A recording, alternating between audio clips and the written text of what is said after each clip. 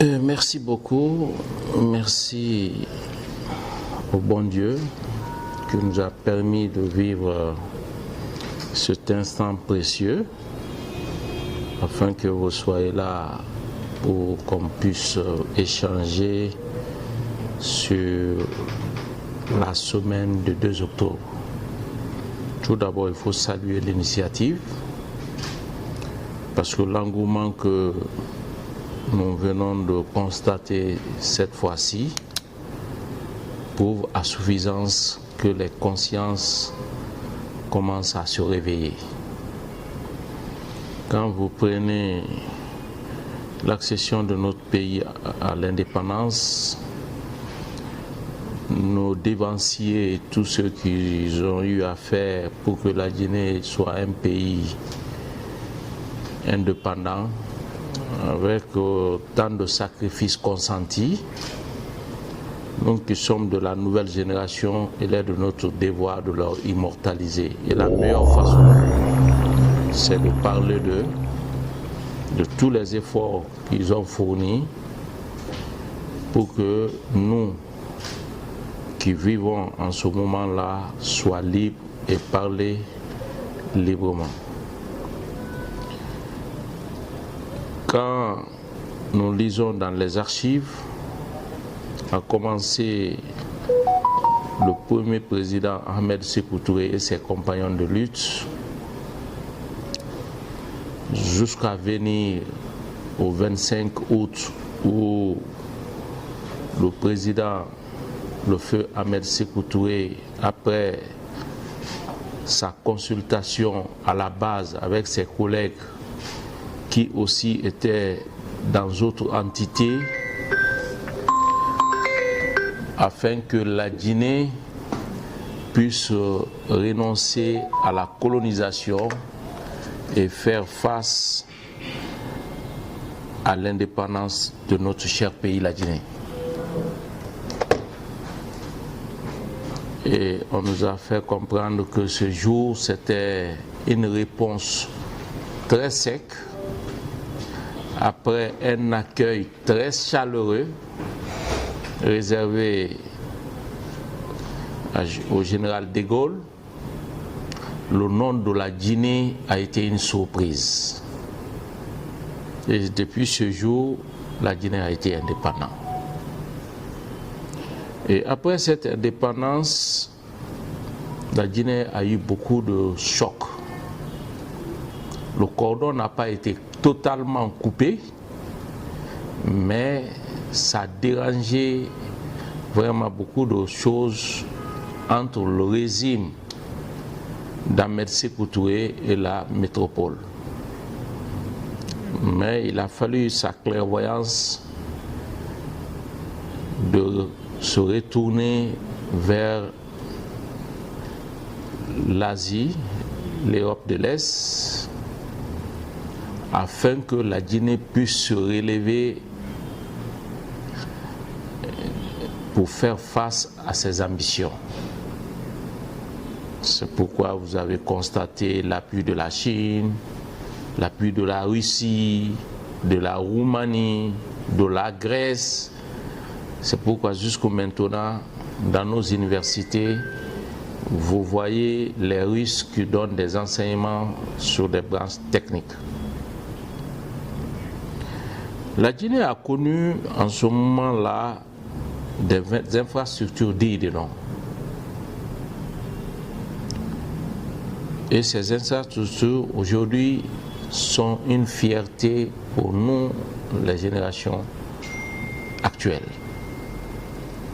C'est dans ça où il y a eu le Palais du Peuple, c'est dans ça où il y a eu les universités Gamal Abdel Nasser. Il y a eu beaucoup d'investissements que la Guinée a connus à travers l'appui. Mais malgré tout, on était aussi avec la métropole. Mais c'était vraiment des relations bilatérales, mais purement politiques. Donc, après la mort de Ahmed Sékou Touré, la Guinée a connu plusieurs mutations des différents régimes. Et après le régime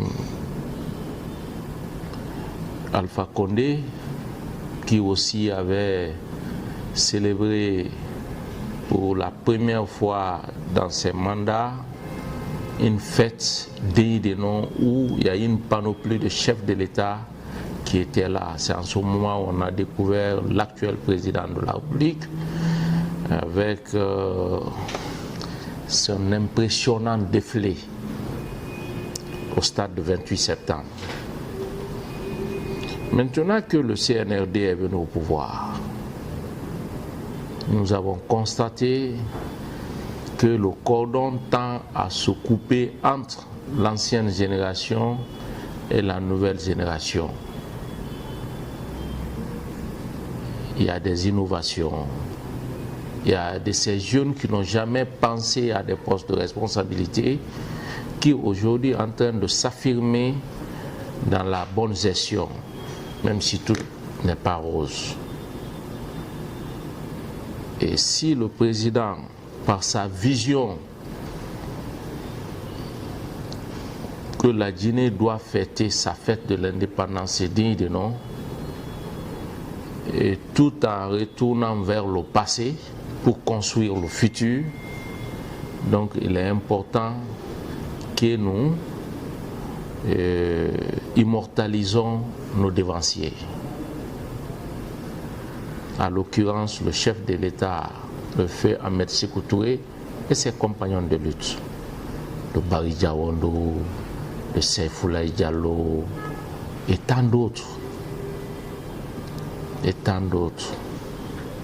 De Mafori Bangoua. Donc, la Guinée a connu des icônes vraiment qui ont eu l'amour de notre patrie. Ils ont tout donné à notre nation, c'est ça la vérité. Et nous qui sommes maintenant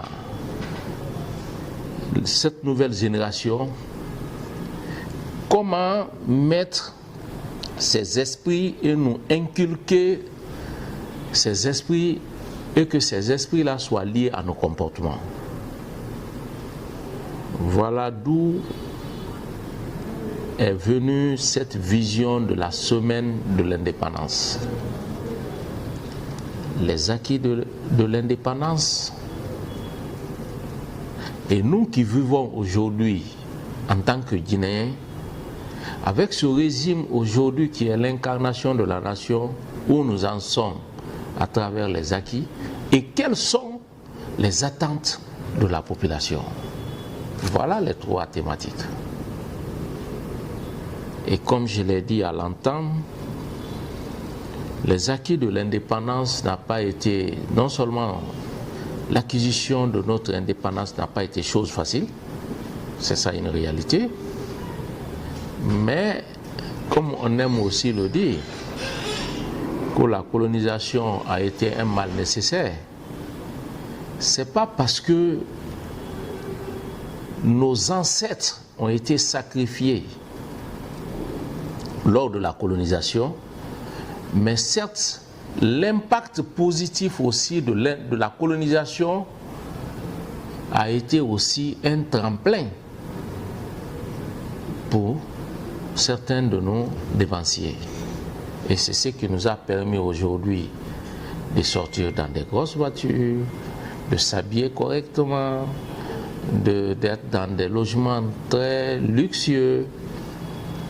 Mais on ne va pas aussi dire que ça n'a pas été vraiment mauvais, parce qu'on a perdu beaucoup de nos illustres, on a perdu beaucoup de nos résistances, parce qu'on a beaucoup de nos parents qui ont été échangés par le commerce triangulaire. Donc c'est pour vous dire aussi que l'indépendance n'a pas été chose facile, mais c'est nous aujourd'hui qui bénéficions parce que nos dévanciers se sont sacrifiés pour que nous qui sommes de la génération montante puissions profiter les fruits de l'indépendance.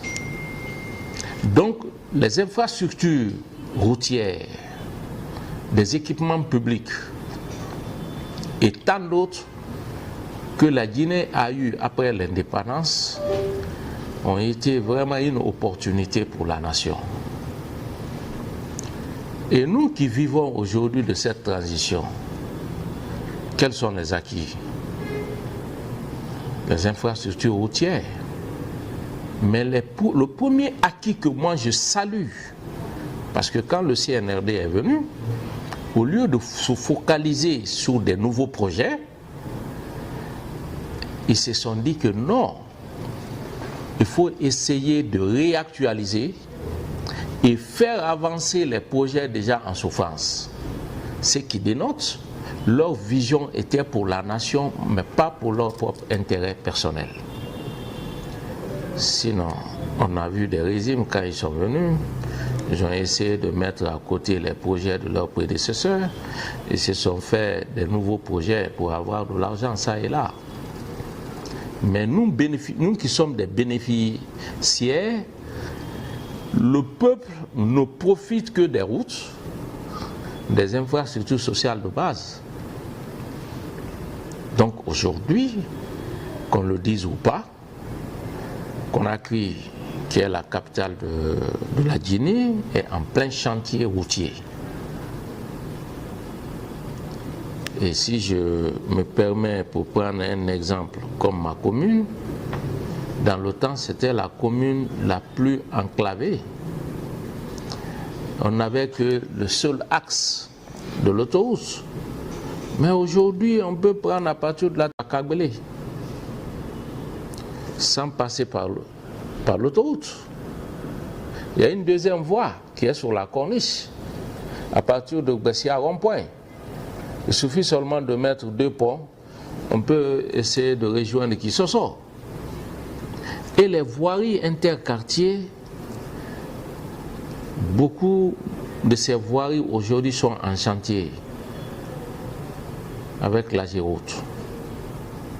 Maintenant, quand vous prenez des infrastructures sanitaires, contrairement aux autres communes, Matoto n'a jamais eu un centre médical communal. C'est l'arrivée du CNRD. Aujourd'hui, on a un centre médical amélioré qui est en construction, il y a un centre d'hémodialyse. Mais cela aussi ne veut pas dire que les autres n'ont pas construit.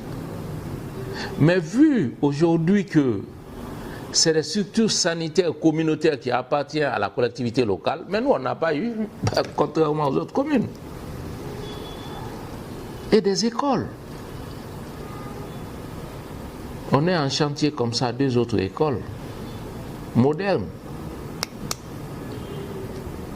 On vient de bénéficier aussi de l'éclairage public. C'est vrai, on avait les panneaux solaires, mais les autres, au contraire, avaient des éclairages publics avec l'alimentation de l'EDG. Mais c'est l'arrivée du CNRD qu'on a bénéficié de ça. Donc, on avait un manque de beaucoup de choses, telles que les centres de divertissement, de loisirs.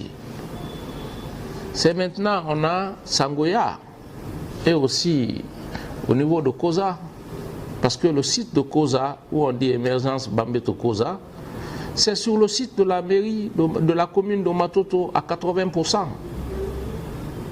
Donc c'est pour vous dire que les acquis sont là. Tout n'est pas rose aussi. Mais aujourd'hui, en 2 ans, ce que nous avons eu, nous prions qu'il y ait une multiplicité de ça dans notre collectivité. Parce qu'il y a de ces endroits aujourd'hui où la population est allée jusqu'à 60 000, 45 000, 50 000. Je peux vous citer des quartiers comme ça, pas 1, pas 2, pas 3, pas 4. Ni école primaire, secondaire, lycée, ni structure sanitaire, ni une maison des jeunes, ni un terrain de football. Parce qu'on a la plus grande commune du pays en matière de densité de la population, 38 quartiers. Nous sommes conscients des efforts du pouvoir central. Mais il va falloir qu'on appuie. Parce que tout développement commence par la base. La collectivité est une opportunité pour le pouvoir central de développer une nation. on va s'inscrire dans cette logique, vous conviendrez avec moi que ça sera un autre décollage du développement de notre pays. Parce que rien n'a été fortuit. Si on dit la décentralisation, ça doit venir avec ses moyens, ses ressources humaines et son pouvoir. Mais si on fait le transfert de pouvoir sans que ça ne soit accompagné des ressources humaines et les ressources financières, c'est que c'est une décentralisation déboîtée. Et c'est ce qu'il faut impérativement corriger maintenant. Mais Dieu merci, les réformes que notre ministre est en train d'engager va être une nouvelle opportunité pour une nouvelle Guinée décentralisée. Donc voilà en gros ce que je peux retenir de cette semaine de la fête du 2 octobre. On vient de quitter tout de suite de la journée d'assainissement parce que ça fait partir du 28 septembre au 2 octobre. Et la particularité pour cette année, une fois encore, les femmes sont beaucoup plus engagées que nous les hommes et les jeunes. Vous conviendrez avec moi que dans l'histoire de la Guinée, les femmes ont toujours pris le premier rang. Et ça, c'est un signal très fort, une façon de dire à nous autres que la Guinée est un pays béni et que chacun doit prier pour que ce pays-là puisse sortir de l'impasse, pour que ce bien-être soit une prospérité partagée. Voilà une fois encore ma vision et je profite de cette occasion de remercier la population de Matoto. Depuis notre avènement à la tête de ce conseil communal, la population nous a accompagnés sans relâche. Elle a été toujours à l'écoute du conseil communal, un conseil dévoué, engagé, déterminé. C'est vrai, il arrive des moments où les petites divergences se naissent, mais nous arrivons toujours à transformer en une opportunité. Ce qui veut dire quoi? C'est de créer des divergences pour que le conseil, l'autorité communale puisse faire mieux pour sa population. Mais il n'y a pas d'animosité entre nous. C'est une transparence, un esprit d'équipe qui règne à notre sein. Donc, je profite de la même occasion à remercier la jeunesse qui nous accompagne